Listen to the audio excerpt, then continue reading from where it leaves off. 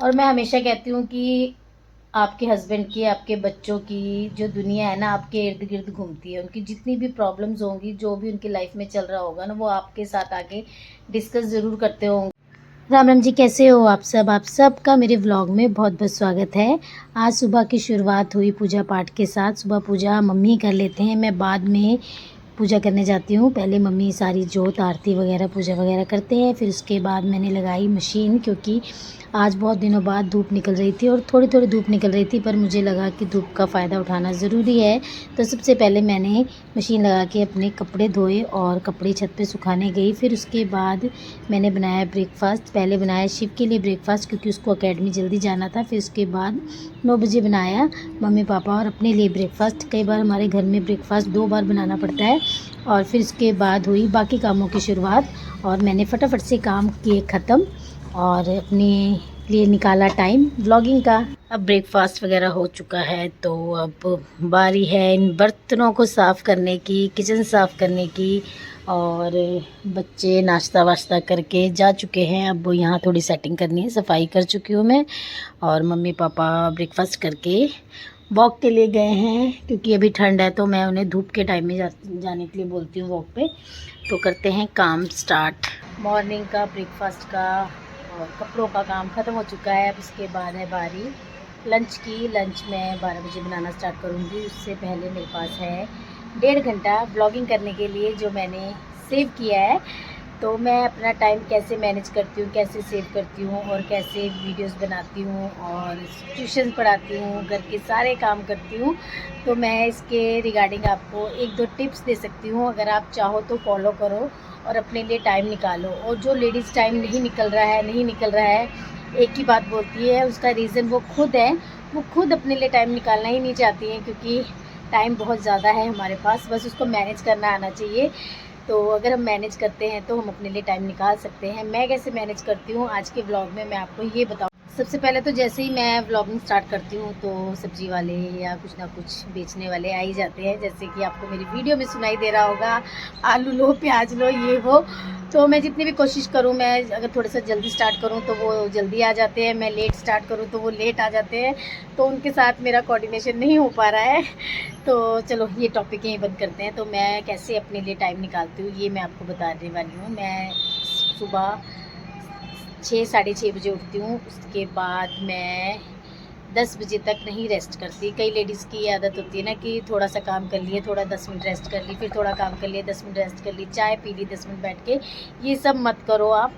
यही time 10-10 minute, 5-5 minute आपने बचाने हैं। और आपको फिर 10:30 से 12:30 बजे तक का टाइम मिलेगा। मैं ऐसे ही करती हूँ। जैसे कि मैं सुबह उठ के अपना बच्चों एक साइड मशीन लगाती हूँ, फिर दूसरी साइड में किचन में काम करने आती हूँ। फिर ब्रेकफास्ट वगैरह, बच्चों का लंच वगैरह सब कुछ करके 10 बजे तक मैं फ्री होने की पूरी कोशिश करती हूँ। और हार्डली हो भी जाती हूँ कभी 10:15, 10, 10:15, 10:30, इतना ही टाइम होता है। उसके बाद मेरे पास टाइम बचता है 10:30 से 12 बजे का, जिसमें मैं व्लॉगिंग करती हूँ, एडिटिंग करती हूँ, जो मेरा काम है वो करती हूँ। फिर 12 बजे के बाद फिर मैं लंच बनाती हूँ। लंच बनाते बनाते बर्तन वगैरह, किचन वगैरह साफ़ करते करते बच जाते हैं 2। फिर 2 बजे के बाद फिर 1 घंटा मुझे मिलता है, जिसमें मैं छत पे जो कपड़े सुखाए हैं वो उठाती हूँ। और तय लगाने का टाइम लगता है तो लगाती हूँ, नहीं तो फिर उनको ऐसे ही छोड़ देती हूँ। फिर उसके बाद थोड़ी सी एडिटिंग करती हूँ, व्लॉग अपलोड करती हूँ। मतलब अपना काम के लिए मैं सुबह 1-1.5 घंटा और दिन में 1-1.5 घंटा। फिर उसके बाद 3 सवा 3 बजे मैं पावर नैप लेती हूँ, क्योंकि मुझे थोड़ी देर सोना बहुत ज़रूरी है। अगर मैं नहीं सोती तो ट्यूशन टाइम में फिर मुझे इरिटेशन होने लग जाती है ना, कि मेरे हेडेक होने लग जाता है। तो 3 पौने के 4 बजे बच्चे आना स्टार्ट होते हैं। फिर 4 से 6:30 मुझे ट्यूशन पढ़ाते पढ़ाते हो जाता है ना। तब तक फिर बीच में मम्मी मुझे चाय वगैरह देते हैं, जो दाल वगैरह बनानी है, सब्जी वगैरह बनानी है, उसको रखते हैं किचन में कि नीचे उतरेगी तो फिर डिनर बनाएगी। कई बार मम्मी हेल्प करते हैं, मम्मी बनाते हैं। जैसे अब ट्यूशन एग्ज़ाम आने वाले हैं, तो फिर मुझे काफ़ी टाइम लग जाता है, 7 o'clock भी हो जाते हैं, 7:30 भी हो जाते हैं। तो उस टाइम मम्मी डिनर बना लेते हैं, सब्जी वगैरह बना लेते हैं। जितना वो कर सकते हैं उतनी हेल्प वो करते हैं। तभी मैं कहती हूँ, बुज़ुर्गों का होना हमारे लिए बहुत ब्लेसिंग की बात है, कि वो हमारे जब हमें ज़रूरत होती है ना, तब वो हमारी हेल्प करते हैं। बाकी टाइम तो ज़रूरत है ही नहीं, हम खुद ही कर सकते हैं। तो फिर उसके बाद मैं नीचे आके डिनर वगैरह बनाती हूँ।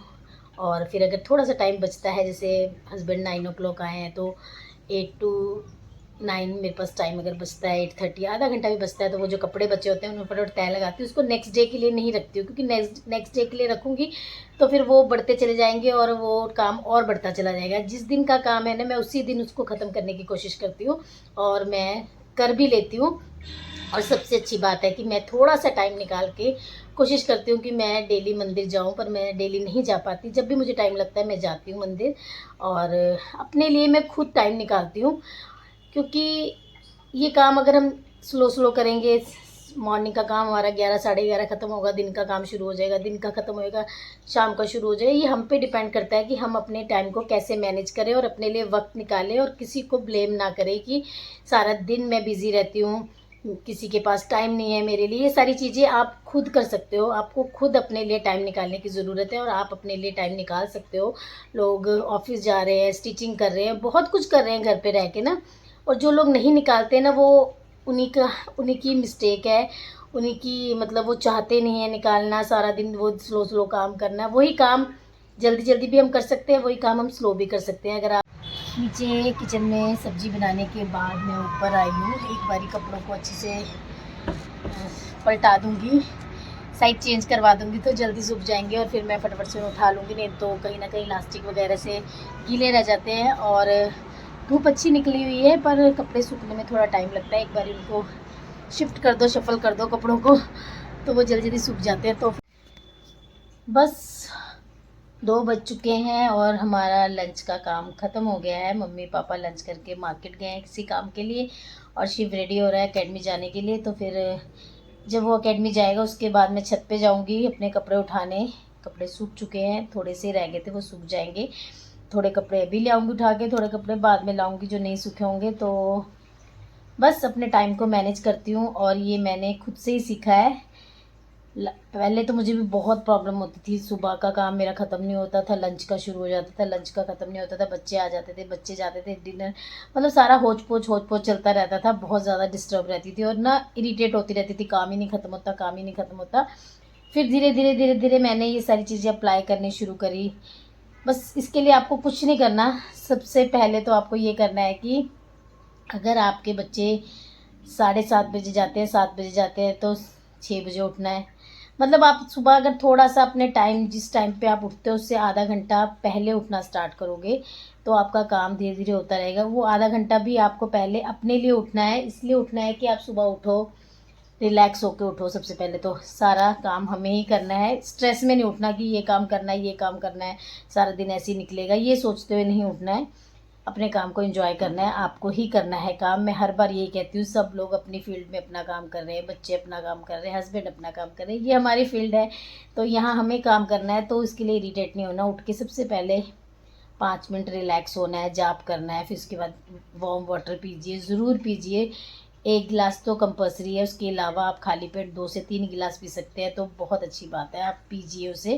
उसको पीने के लिए भी टाइम लगता है, जैसे 5-7 मिनट चाहिए। बैठ के पीना है, खड़े हो गए पी के काम ख़त्म नहीं करना है, आराम से रिलैक्स होकर। सेम डाइट आपको भी लेनी है जो आप अपने हस्बैंड बच्चों को दे रहे हो, वो डाइट सेम आपको भी फॉलो करनी है। वही चीज़ आप सबको, लेडीज़ को भी खानी चाहिए। एक तो सबसे बड़ी बात, अगर हम डाइट अच्छे से खाएंगे ना, अपना हर एक मील, ब्रेकफास्ट लंच डिनर टाइम से करेंगे और अच्छे से करेंगे, तो हमें कभी कोई बॉडी पेन नहीं होगा, और इरिटेशन नहीं होगी, इरिटेट नहीं होंगे। तो और ना ही हमें आयरन विटामिन कैप्सूल खाने की ज़रूरत पड़ेगी। आप टाइम से अपना खाना खाइए। जो आप अपने बच्चों को और हस्बैंड को देते हो, वो सेम डाइट आपकी भी होनी चाहिए। और मैं हमेशा कहती हूँ कि आपके हस्बैंड की, आपके बच्चों की जो दुनिया है ना, आपके इर्द गिर्द घूमती है। उनकी जितनी भी प्रॉब्लम्स होंगी, जो भी उनकी लाइफ में चल रहा होगा ना, वो आपके साथ आके डिस्कस ज़रूर करते होंगे या बताते होंगे, जो भी है ना। अगर आप अपने कामों से इरिटेट रह के सारा दिन काम खत्म हो, अपनी कंप्लेंट्स करती रहेंगी, तो वो आपसे कुछ शेयर नहीं करेंगे। फर्स्ट, सेकंड, अगर आप इरिटेट होके उनकी बातें सुनोगे, तो आप उसको नेगेटिव ही कमेंट करोगे, नेगेटिव ही थॉट उनके सामने बोलोगे, और नेगेटिव चीज़ें बोलोगे, तो उससे इरिटेट होके वो खुद से ही आपसे डिस्कस करना बंद कर देंगे। जब एक हाउसवाइफ मेंटली स्ट्रांग होगी, हेल्दी होगी, पॉजिटिव होगी ना, तो उसकी फैमिली अपने आप ही पॉजिटिव और हेल्दी हो जाएगी। तो सबसे ज़्यादा ज़रूरी है आपको खुद का ध्यान रखना। बस ये 2-3 चीज़ें फ़ॉलो करनी है। अपना सुबह थोड़ा-सा टाइम निकाल के उठिए और बीच-बीच में रेस्ट ना कीजिए। अपने रेस्ट का एक टाइम बनाइए और उसमें रेस्ट ज़रूर कीजिए। रेस्ट करना भी ज़रूरी है। और जिन लोगों को लगता है काम बहुत कम होते हैं घर में, उन्हीं के लिए मैं व्लॉग बनाती हूँ। वो लोग देखें कि काम बहुत हैं, छोटे-छोटे हो या बड़े-बड़े हों, सब अपनी फ़ील्ड में काम कर रहे हैं। और बस हाउसवाइफ़ थोड़ा-सा एन्जॉय करके कीजिए। और करने आपको ही है काम। पॉजिटिव रहिए, हेल्दी रहिए और सेम डाइट खाइए जो आप अपने बच्चों को और हस्बैंड को दे रहे हो, वो सेम डाइट फॉलो कीजिए। और खुश होके काम कीजिए, अपने लिए टाइम निकालिए। टाइम अगर हम निकालेंगे तो ज़रूर निकलेगा और ये टाइम निकालना आपके हाथों में है रहेगी।